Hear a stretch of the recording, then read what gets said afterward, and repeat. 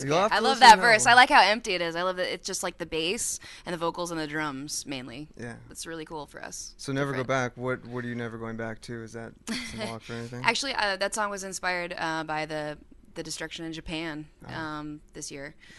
When we were at pre-production, we were still writing songs, and we had this one going. And lyrics usually come last.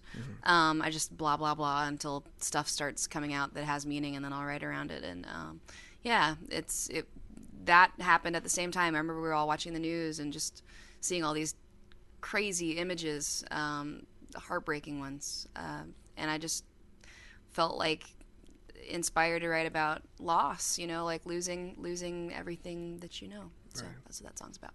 Okay. And you mentioned something that kind of segues into another Twitter question Okay. from Sunny Rays and Maggie.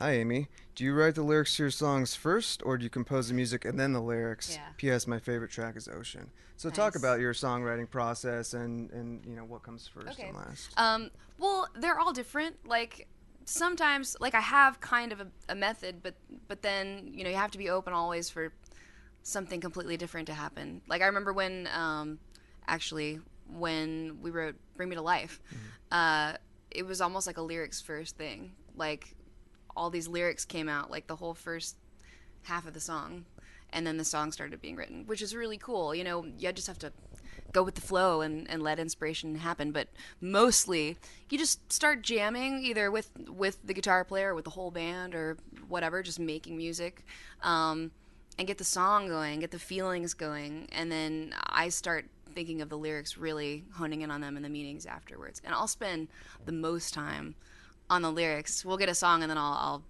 labor over the lyrics for like weeks. Yeah. I know, a lot of artists, everyone's different in the way they write their lyrics, but for you, is it a mixture of, like, do your lyrics have to have some kind of a personal meaning to you, or are they sometimes just poetic, words that don't really have any They're all meaning? pretty close to my heart. Even the ones that are about something else like that, it touched me, and I could relate on a feeling level and relate other experiences in my life to that feeling. Right. So I don't know, when the lyrics more than anything for me, they're like my journal. It's the place where I can't lie, and I'll spill my guts from my subconscious in a way. So then it's sort of like I'll listen to it later and be like, oh, whoa, that's what I'm talking about. Wow, I gotta change my life. Yeah. Since we're on this reflective tip, I got another question. This is from Miss Ashley K. In 50 years, when you're an old lady with a lot of cats, how will you describe the way Evanescence impacted your life to your grandkids, assuming you have grandkids? Wow, I don't know. That's a good question. I don't know. I think I'll be really proud of it.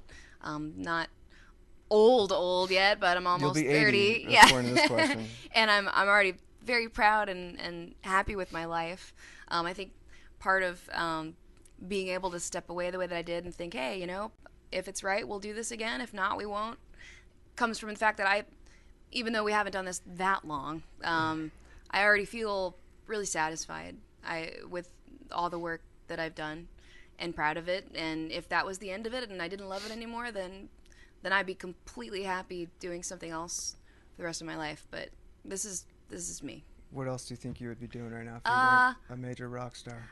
I love to cook. I could totally. I know this sounds really dumb. I could really see myself running a restaurant. Nice. um, Plenty I of love those in kids New as York. well. I always thought maybe I'd go into music education someday. Go back to school, get into scoring. I think something I've learned, especially in this time of reflection, figuring out what is this really me? Is this my whole life? Is I'm a creator. I can't not be creating stuff. So I think at the end of the day, it's going to be composition of some sort, definitely. And do you think you'll have a lot of cats? Are you a cat I person? already do. Yeah. Yeah, I'm a total cat person. This person obviously knows me.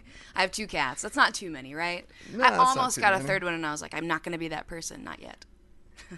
So I'll take another question. It's from Mandy Rosask, if I'm pronouncing that correctly. We know you can sing, play the harp, the piano, the guitar, write music, paint, draw. I'm sure the list goes on. You cook. Any other mad skills? Uh, Wow. Mad That's a pretty cool skills. list. It It's has to nice be hearing back like mad. that. I think those are probably my best skills. I feel like I can't think of anything else. I love to cook, I love to paint. All that stuff's in there. All right. Um, Boring. this is from Gabriella BC. Dear Amy, which song was the hardest one to write on this new album and why? I guess you can Erase interpret that. this. Erase this. It was one of the songs that we tried and tried. Like every writing session, we'd pick it back up and try again and not get there with it. But we believed in it and we kept bringing it to the table. I started writing it with Terry in like June of 2010, and we had the verse. But we could never get the chorus, and then we got the bridge, and we still could never get the chorus at another session. Just like every couple of months, we'd bring it back out with the other guys or whoever we were with at the time and try to work on it. Then finally, at pre-production, like the very end of things, right before going in, I didn't think it was gonna be finished. I didn't think we were gonna be able to do it. And then Nick had this awesome, crazy idea of combining like two separate songs that we had that were sort of like they're both had awesome parts, Mm. but weren't awesome completed songs. So we took like the awesome verse of one and the awesome chorus of another and smashed them together. And I actually think that part of what's really cool about the song for me is the feeling of the shift between the verse and the chorus because they didn't originally belong together, but they work perfectly together. Nice. All right, we're gonna listen to another song. This one's called "My Heart Is Broken."